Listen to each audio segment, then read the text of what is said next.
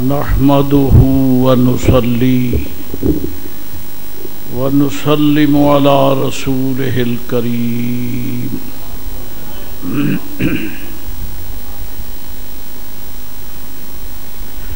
وعلى آله وأصحابه وأهل بيته وذريته أجمعين أما بعد فأعوذ بالله من الشيطان الرجيم بسم الله الرحمن الرحيم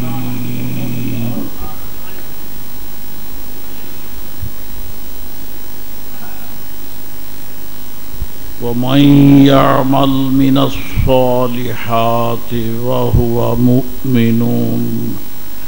فلا يخاف ظلما ولا هضما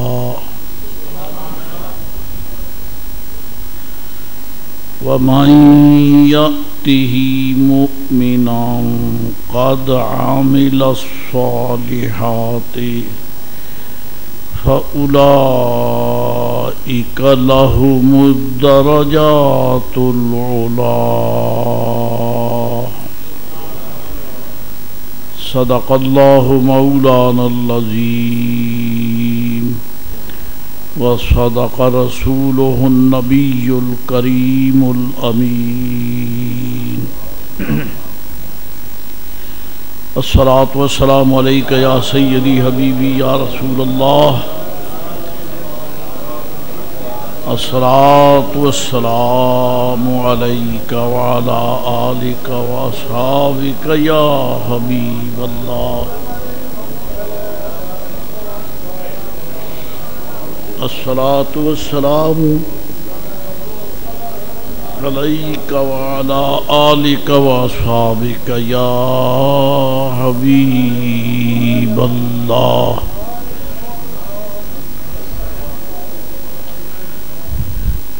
ان دونوں بابرکت آیات میں رب تعالیٰ نے ایمان اور عمل صالح دونوں کا ذکر جدا جدا ترتیب کے ساتھ کیا ہے۔ ایک آیت میں اعمال صالحہ کا ذکر پہلے ہے اور ذکر میں ایمان کا بیان بعد میں ہے، جبکہ دوسری آیت کی ترتیب اس سے جدا ہے۔ ایمان کا ذکر پہلے ہے اور اعمال صالحہ کا ذکر بعد میں ہے، لیکن مفہوم دونوں کا ایک ہے، کیونکہ جس آیت پاک میں اعمال صالحہ کے ذکر کا حوالہ پہلے ہے اسے ذوالحال کے طریقے سے دستور سے بیان کیا گیا ہے، اور ایمان کا ذکر حال کے ساتھ بیان کیا ہے۔ چنانچہ ارشاد ہے کہ وَمَن يَعْمَلْ مِنَ الصَّالِحَاتِ، کہ جو شخص اعمال صالحہ کرتا ہے، یہ ذوالحال ہے، اس کا حال کیا ہے؟ وَهُوَ مُؤْمِنٌ، درا حال کہ وہ صاحب ایمان ہے۔ تو اس میں تو بات وہی نکلتی ہے نا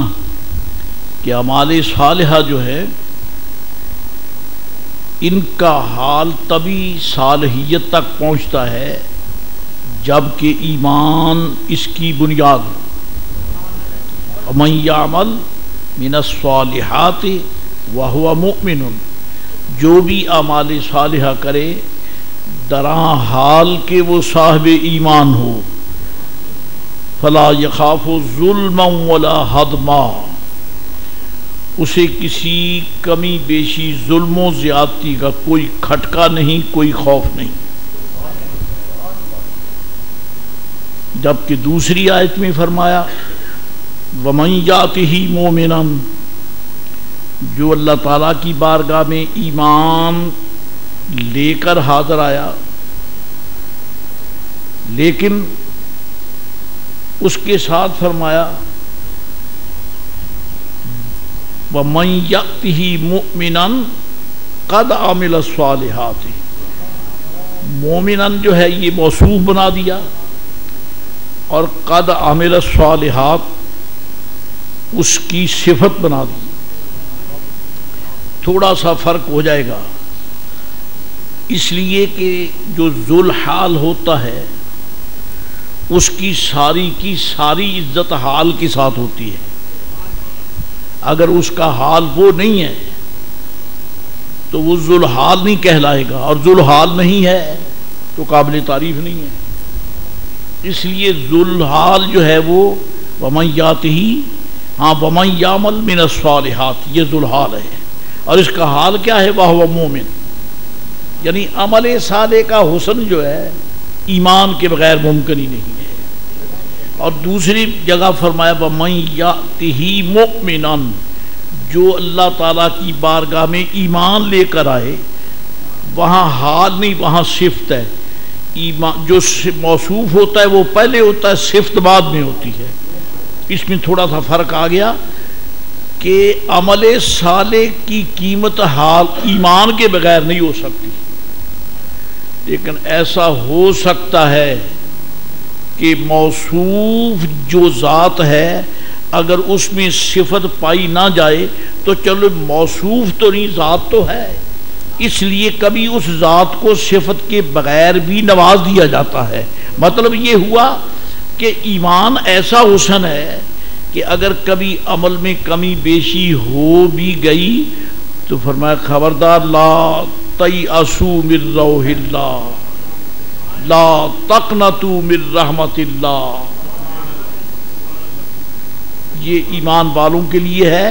کہ اگر کمی بیشی رہ گئی ہے عمل میں، اس کا مطلب یہ نہیں کہ یہ قابل تعریف ہے، قابل تعریف نہیں، کیوں رہ جائے کمی، مسلمان ہو کر عمل کی کمی کیوں رہ جائے، لیکن اس کے باوصف کے انسان کمزور ہے، خلق الانسان ضعیفا، انسان میں کمزوریاں ہیں، اور کمزوری اس پر غالب آ جائے تو پھر یہ معیاری طور پر کبھی کام نہیں کر سکتا۔ تو ایسے کمزور کو فرمایا لا تقنطوا من رحمت اللہ، اللہ کی رحمت سے ناامید نہ ہونا۔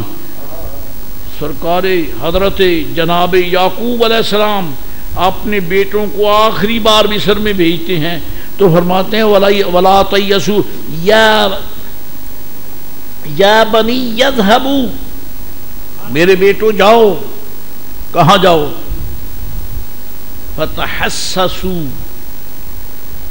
فتحسسوا من یوسف، جاؤ اور یوسف کی تلاش کرو۔ یا بنی یذهبوا فتحسسوا من یوسف واخیہ، یوسف علیہ السلام کی تلاش کرو، اس کے بھائی کی تلاش کرو، کیونکہ چھوڑ کر تو آئے تھے نا عزیز مصر کے پاس۔ آپ جانیں عزیز مصر نے چونکہ وہ چھوڑ کر آئے تھے ان کے مطابق چور بنیامین، ان کے مطابق وہ چور بنیامین چھوڑ کے آئے تھے، اور جانے چور کو کہاں انہوں نے ڈال دیا ہوگا جی۔ اس لیے حضرت نے اس کی طرح ان کا اشارہ کیا کہ جسے تم چور کہتے ہو ذرا اس کی بھی تلاش کرو کہ چوروں کے مقام پر ملتا ہے کہ وی آئی پی گیسٹ کے مقام پر ملتا ہے، جاؤ تلاش کرو۔ ارشاد فرمایا فتحسسوا من یوسف واخیہ، بھائی سٹ پٹا گئے کہ بابا جی اس میں کوئی شک نہیں ہے کہ نبوت کی عظمت کو پہچاننا ہر کسی کے بس کا روگ نہیں ہے۔ ہاں میں ذمہ داری سے قسم کھا کے کہتا ہوں اس قول پر کہ یوسف علیہ السلام کے بھائی نبی نہیں ہیں، اختلاف ہے، لیکن فقیر اس بنا پر قول کرنے والا لگا ہے آپ کے سامنے، جیسے شیخ محقق نے فرمایا ہے کہ برادران یوسف پیغمبر نہ بودان، یوسف علیہ السلام کے بھائی